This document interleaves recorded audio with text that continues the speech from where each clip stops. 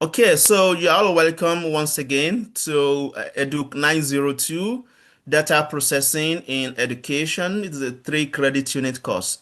So for today, we start with lesson 1, and our plan is to go through lesson 1 to 4, hopefully. So let's see lesson 1, basic concept in data processing. So we have the learning outcomes, which you can enjoy through it. So by the end of the lesson, you should be able to do these 5 things. So let's see how it goes. So we start with the first topic, which is a meaning and scope of data processing. What is data processing? Why is it necessary for you to come here and study this in the first place? So data processing refers to the systematic collection, organization, transformation at times, and analysis of raw data into meaningful information. Of course, you know that when you process raw facts, which is the data, it will give you what we call information. So when you do that to get your information, that can help you to make informed decisions, okay, and conclusions, of course, about nothing else except your research, about your research. So with the processing of it, with the collection of data, organization of data, transformation of data, and analyzing the data, you are going to make meaningful information out of it, through which you can make decisions on your research. So in education and research, which is what we are concerned about majorly, so data processing bridges the gap between data collection and statistical analysis. Both of these things, we look at them in this course. So suppose as a PhD student, okay, you give a survey about teachers' use of digital tools for assessment in Kaduna State. The raw data may include handwritten questionnaire responses. Maybe you just go to the teacher and then you give them the questionnaire to fill for you. That's raw data. So you need to process the data by editing it, coding it, entering it in SPSS, or you can use Excel, and then you clean it before you make it ready for analysis. All right. So for instance, in coding, you can have something like 1 for strongly agree and then 2 for agree. You see, the order does not make any difference here. All right. Then the scope of data processing. Data processing is wide in scope, and it covers a lot of activities which involve data collection. You need to collect data before you process it, and also involve editing and coding. You need to clean and organize your data to prepare it for analysis. Then you need to enter it, data entry. You see, when you meet an analyst, it will tell you, the analyst will tell you, are you coming with raw data? If you are coming with raw data, there is separate arrangement for data entry. But that is where the analyst will convert your papers to electronic. So another separate arrangement for analysis. So data entry is very important. Then data transformation. This is when you convert your qualitative data to numeric form, like gender, for instance. On your questionnaire, it could be male and female. We need to assign some numeric values to it before we can analyze. So we transform the data from string to numeric. I will explain more on these terms. The data analysis, after you've already put everything together in a form that is ready for analysis, then you start your analysis by descriptive statistics or inferential statistics. After that, you interpret your result. You make sense of your result. Then the last activity is to make what? To report. You can now report it in your proposal. You can report it in your final defense. You can report it in your thesis. You can report it in your dissertation and make it ready for public consumption. All right. So what about the importance of data processing? Why do we need to do this? So it ensures data accuracy. When you process your data, you make it more accurate for others to make benefit from it.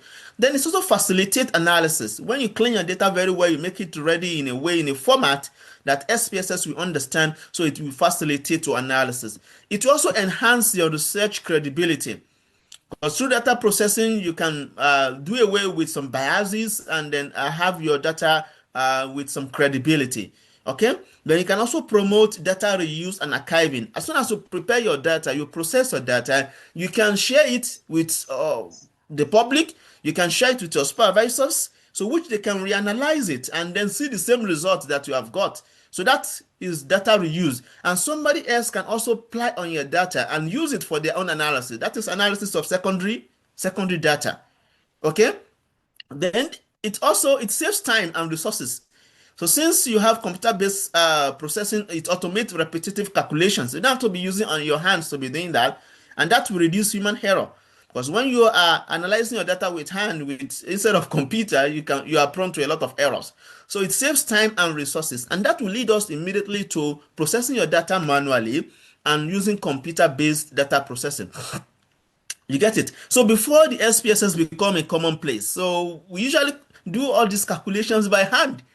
If you take 801, 802, we did the calculations in class, how to calculate the t-value, the p-value, all this kind of thing. We did the calculation in the classroom. How to calculate, even up to today. Some people will still use their hand to do item analysis. A lot of errors they commit. They can use wrong formula and they can misuse the formula.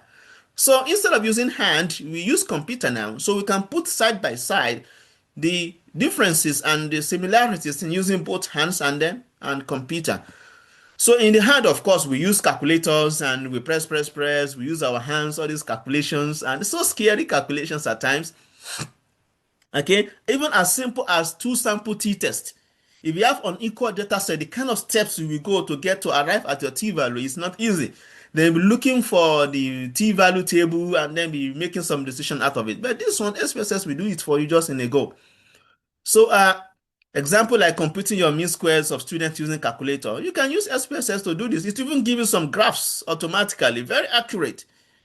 So advantage, maybe for manual processing, we can say it's useful in small scale studies. If the study is small, so no need for electricity or computer skills. But for computer-based, it's faster, more accurate, and it can handle large data sets efficiently. Okay, of course, we can talk about the disadvantages too. For manual, it's time consuming, while for computer, it requires technical skills. You need to have some skills, and you need to have computer in front of you. And my advice is for those of you that are joining the class right now, if you can join with your computer as we are processing the data, you can also do the same simultaneously. So, and follow me whether you get what I'm getting or you didn't get it. If you are using your phone, you may not be able to do that. So I will advise you to use your computer, or you borrow computer at least for once in a week, 2 hours. Then it is suitable for suitability. Maybe manual is suitable for classroom-based action if you are just doing it in your classroom. But computer-based is good for postgraduate and large-scale educational research. All right? The sample scenario, a PhD student in education at Ahmadu Bello University, for instance, conduct a survey among 50 secondary school teachers in Zaria on their digital competence and frequency of using ICT in teaching. This is a sample scenario with research for masters or PhD students. So the step in processing the data for this kind of study will be to edit the data. After you've collected the questionnaire from the teachers, you need to check for completeness. Look for the missing values, okay, and try to find a way to do with it. Either you remove it completely or you include it in your analysis. It's possible. You can do the same. You can do both ways. You can remove missing values, or you can also include it in your analysis. If there are a lot of missing values, how many of them will you remove? Then your data set can become smaller. You have 50 before, then it can become 30 or 20 something. So instead of doing that, you can include it in your analysis. There is a way to undo missing data in analysis, which we look at that in this study, in this course. Then what about the coding? Then you also do coding. After editing, then you code. For gender, 1 for male, 2 for female. This 1 and 2 is immaterial. This is just nominal. It is not even ordinal. It's nominal. 1 and 2 does not make any, just to identify who is a male and who is a female. Then ICT training, if you receive training, yes, that is 1. And if you don't receive, that is 0. This one is ordinal because 1 is higher than 0, as receiving training is better than not receiving training. You get it now? So this one is ordinal. Then frequency of ICT use, is it rarely, sometimes, or often? 1, 2, 3. This one too is ordinal. Rarely, sometimes is better than rarely, and often is better than sometimes. Okay, but it's ordinal. It is not interval. Because the difference between 1 and 2 is not the same between 2 and 3. So after you coded your data, the next thing is to enter your data entry. You can enter it in SPSS. We are going to see that today. Or you enter it in Excel. It's okay. Anyone. That's fine. Then you clean your data. So data cleaning, that's when you try to run some descriptive statistics. You look for errors. But when you're entering your data, you can make an error. Instead of entering 1, you can enter 11. So by the time you look for frequency, you can check for errors and you clean your data. So then you save your data. Data saving. You can save your data as you want it. I will still talk more about how to save data. After that, you can do output interpretation where you generate the frequency table or the bar chart showing the gender distribution and use of ICT patterns. You can have this, and then you report. Most teachers, wherever, then you can have it. So a simple reflective assignment, I put it here for you. When you have the note, go through the assignment and see if you can make sense out of it. All right. So that's just the end of lesson one. Okay, very good. So as I told you, lesson one is just some basic things. The same thing with lesson two, and that's why this morning we try to cover lesson one to four.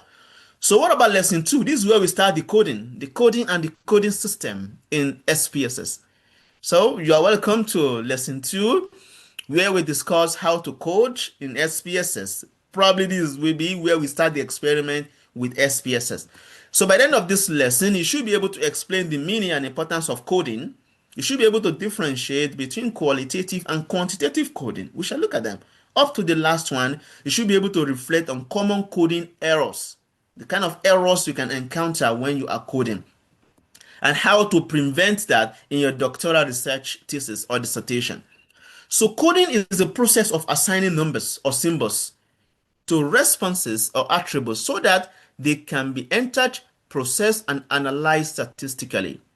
This is coding. Coding is the process of assigning what? Numbers. You collect the data on gender, male and female, training, yes or no. These are all string. Okay? So you need to assign numbers to these strings. So the process of assigning the numbers or symbols to responses or attributes so that they can enter, process, and analyze statistically is what we call coding. So in our research, coding translates human responses into machine readable format. You get it? All right. So suppose a researcher asks secondary school teachers, do you do you use computer-based testing in your school? It's a simple question. The response can be yes or no. So to analyze the responses in SPSS, you can code it. Yes is 1, and then no is what? 0. 1 of 0 is what? Is ordinal. In this case, it is not nominal because yes, receiving a training is better than not receiving a training. The same way, 1 is greater than 0. You understand? Very good. So this is ordinal. So this transformation enables SPSS to treat the variable as measurable data that can be summarized and tested statistically. What about the purposes of coding? So proper coding will ensure that your dataset is consistent and your dataset is compact. It is even analyzable, and at the same time, it is what? Replicable. You can replicate it. For example, let's take a scenario. A PhD student conducting a study on student learning approaches can collect large-scale responses such as, I prefer to study ideas thoroughly rather than memorize them. The responses might be strongly agree, 5. That is the coding. Agree, 4. Neutral, 3. Disagree, 2. Strongly agree, 1. You can see the coding we have from 5 to 1. The level of agreement to that item is highest for strongly agree. And that's why you assign the highest mark, the highest number to strongly agree.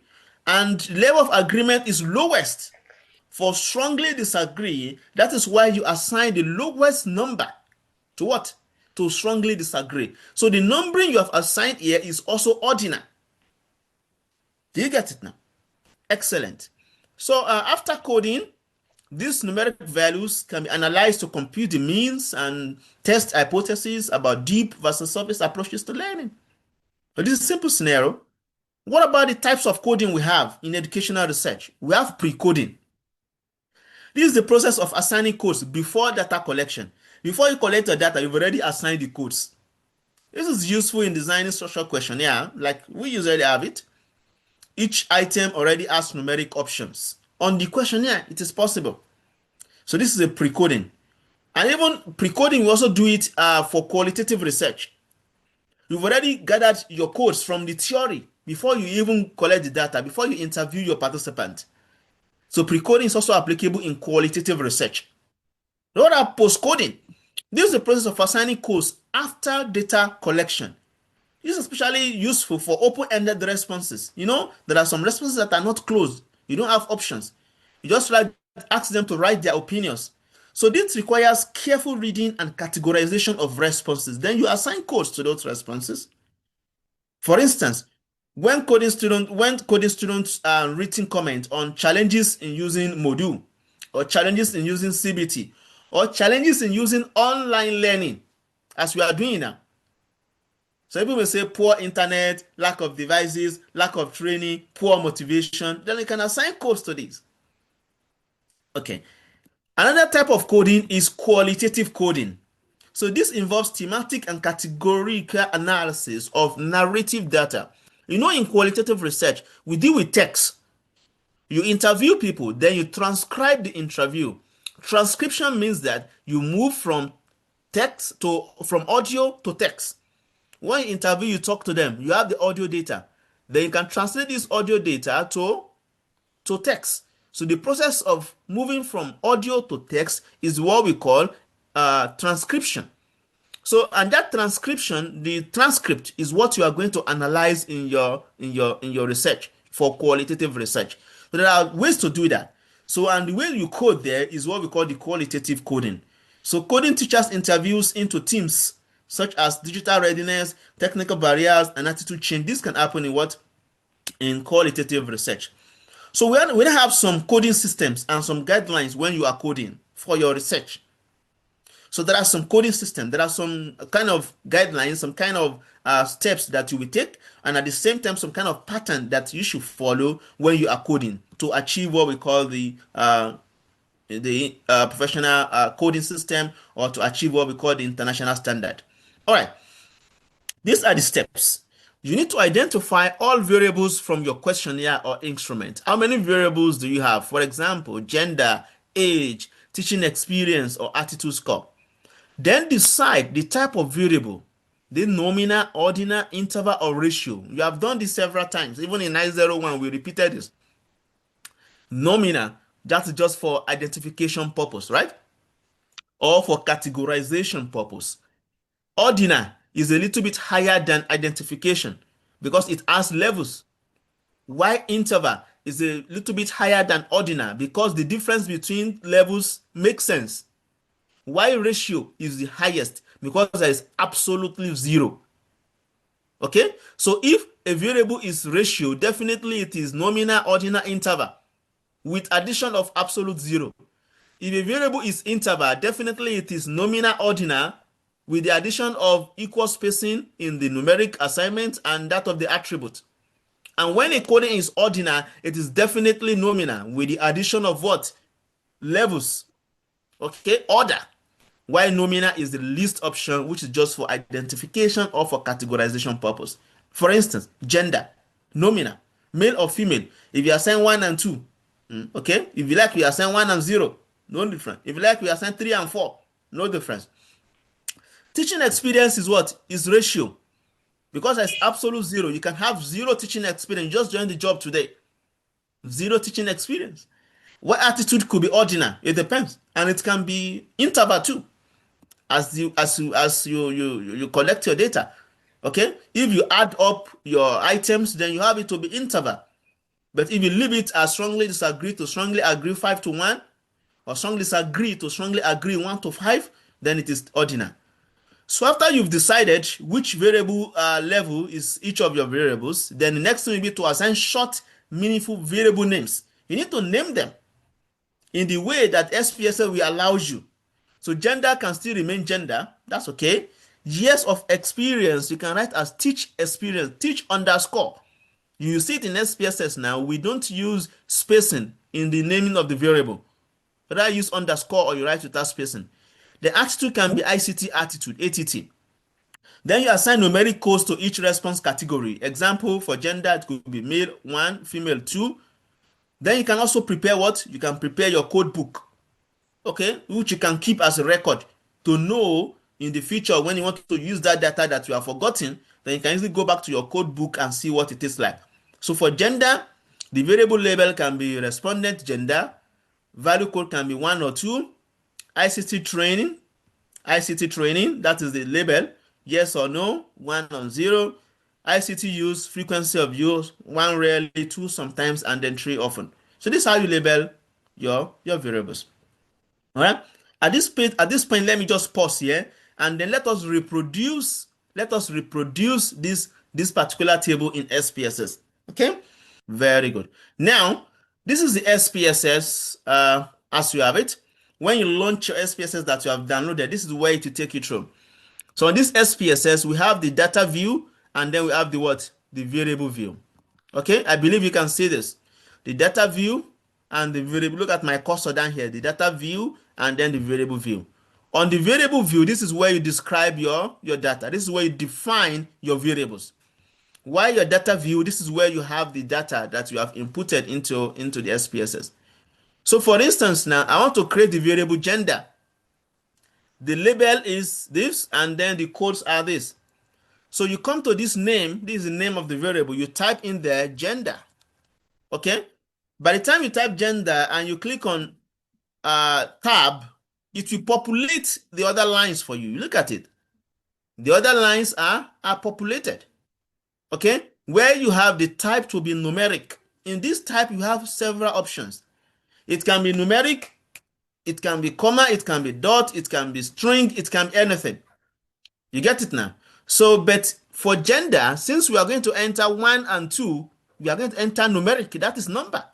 So you are going to leave the type as numeric. All right. Very good. Then the width is about the size of that. And then the decimal point is whether you have 1 decimal place or 2 decimal place. Since I'm going to enter 1 and 0, I can put the decimal place to be 0. Then you come to the label, the variable label. In this particular table, it says respondent gender. So we can type here. This place will allow you to put space. Respondent gender. Okay. So this will allow you to put space. Now, this is where you now describe yes or no to be 1 and 2 under values. You come to value. 1 is for male. 1 is for male. You add it. Then 2 is for female. You add it. All right. Then you click on OK. Then you have described what 1 and 2 means. Then you can now come to you can skip all other places, no problem, is okay. When we need that, we can come over it. Then you can choose the measure, whether it is nominal, ordinal, or scale. So the measure in this case is what? Is nominal, right? Because it's gender, nominal. So we have created the first variable, which is gender. By the time you come to data view, you will see it here appearing as gender. Okay? Very good. All right?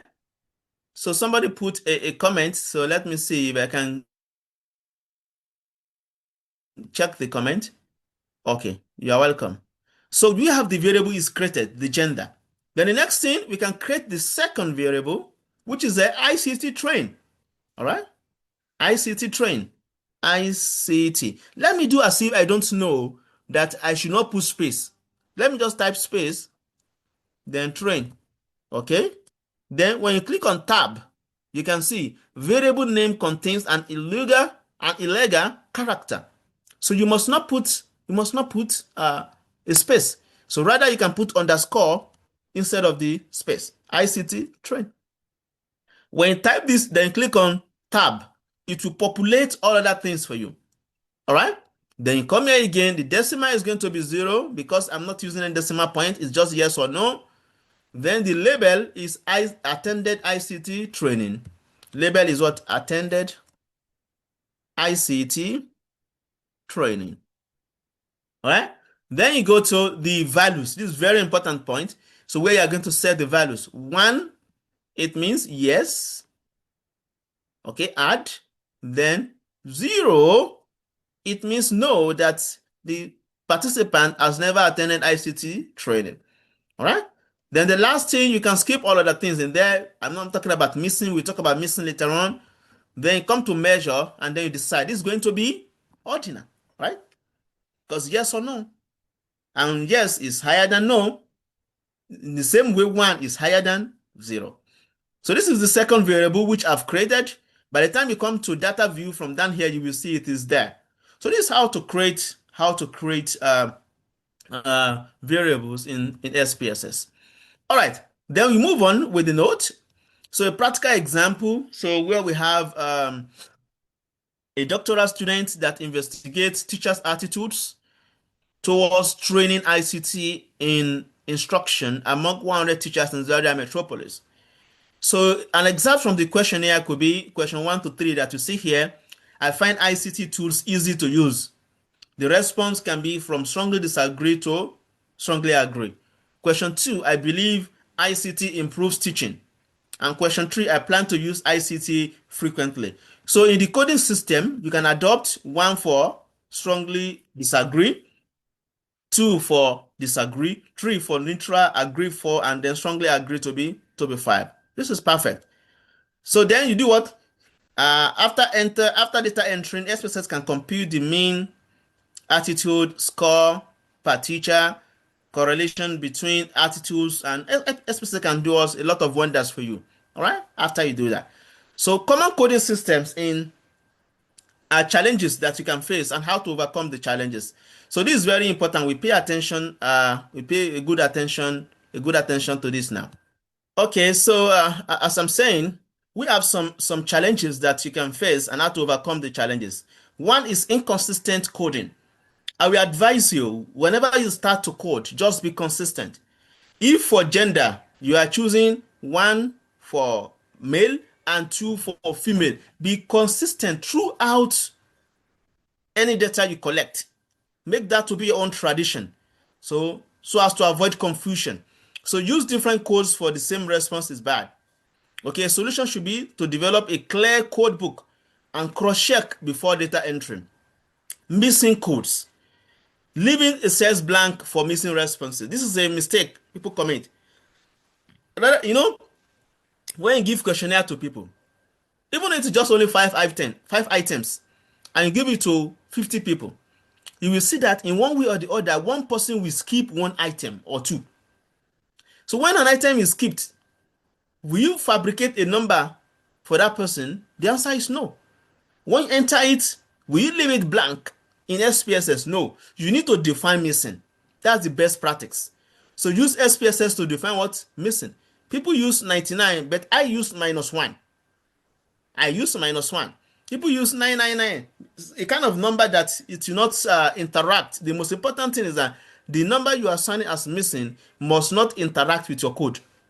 Let's come back to our variable view here, and let's quickly see how to do that, how to define missing. If you come to here, missing, can you see this? Then click on it. Okay, I want my missing to be, okay, discrete missing, but there could be a missing. -1. I can use -1. I like -1 because -1 is hardly an option in the data that I've been analyzing. When you choose 99, somebody can score 99 over 100, so that will interact with the missing. In a code of male and female, you cannot use 1 and 0 because 1 and 2 because we've already chosen 2 to be for female. So that's why people use outrageous number like -1, or you can use 999. Anytime there is 999 in your data, it means what? It means missing. SPSS will understand that 999, it means what? Missing. So I can put -1. I like it. Then click on OK. So anywhere you see on this number where we have this gender, the variable gender, where we see -1, it means what? Missing. Okay. So when you come here, so you can have it. All right. Very good. So another thing is overlapping categories. Codes are not mutually exclusive. On every variable, the code must be mutually exclusive. You have gender, male and female, 1 and 2. They must be mutually, that means they must be different number for different code. ICT training, you have rarely, sometimes, and often, 1, 2, 3. The number must be different. There must not be an overlap. You cannot say 1, 2, 2. 1 for rarely, 2 for often or sometimes, then 3 for often. So you can't say 1 for rarely, 2 for sometimes, and then 2 again for often. It's not possible. That is, we create an overlapping. So you must define categories precisely even before you start your data coding. Ambiguous variable names, using unclear or long variable names. So instead, use concise. Okay, and then just go to the variable label over here and then write whatever thing you want to. You can write a whole paragraph in this variable label to explain the variable you have defined. This is a good practice. The lack of documentation, forgetting to record coding decisions. Have a code book where you record your coding. This is very important. How do you code missing data on items mixed by respondent? Yes, I just define it. So you define it here. You define it here as -1, and when you get to the data view, you enter -1. Have 1, 2, 3, then -1, for instance, 4, 1, 2. Sorry, 3 cannot be there because we only have 1 and 2. Okay. So and this means that the fourth person, his gender was not included. ICT training, I can have 1, 2, 3, 1, 2, 3, and so on. All right. So this -1, the SPSS will understand that this is what? This is a missing value. Okay. Since somebody asked this now, let's quickly do this. I've just entered some data. You can see just right now, I did it. So you can do some kind of flipping here to know what it means. Okay. I can expand this so that you have the full length of it. And then this place, you have something here, this one, 1 and A. This will show you what is behind. Can you see that now? Okay. So I think we made a mistake in ICT training because we only have yes or no. So we can't have 1, 2, 3. Rather, we must have either 1 or 0, isn't it? Either 1 or what? Or 0. Very important. So this stuff up here will help you to see what is under your code. All right. Very good. So I can go back to my splitting. Okay, nice. So that is how to do that in your research. Then you move on to a simple task that you can enjoy yourself with it. So you can play around this thing when you have the time. So this is just some kind of task for you